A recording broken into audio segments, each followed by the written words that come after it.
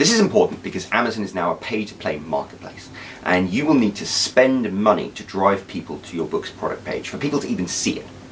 And at that point, you start to encounter a math problem. Making money from your book requires you to spend less driving people to your product page than you receive in royalties when they actually buy your book. And this is, as I said, a math problem. For example, I retail my books at $3.99. I get a 70% royalty from Amazon, which means I get $2.97 in royalties for every book I sell. Let's just call it $3 for the sake of my poor overtaxed brain. So if I am spending more than $3 to send people to my product page before I make a sale, I'm losing money. And this means you do need to start doing some math and figuring out what your costs are going to be.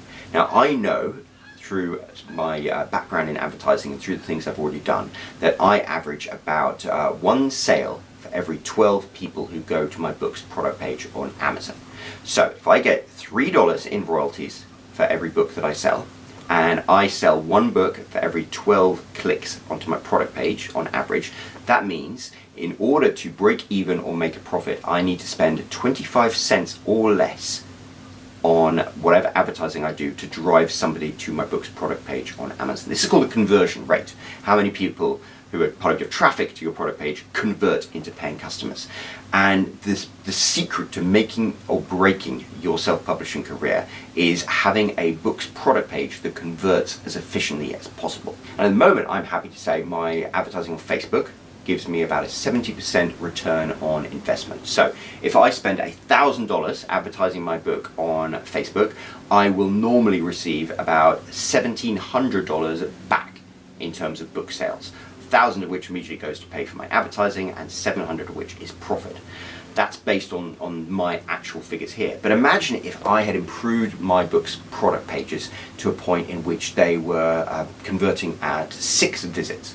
And I've got some clients I've worked with who have figures like this. For every 6 visitors that they send to their book's product page, one of them will buy their book. And that changes everything. Also, their books retail for $4.99 as opposed to my books, which is $3.99. So instead of having $2.97 of profit for each book they sell, this author that I work with has $3.50 in potential margin there.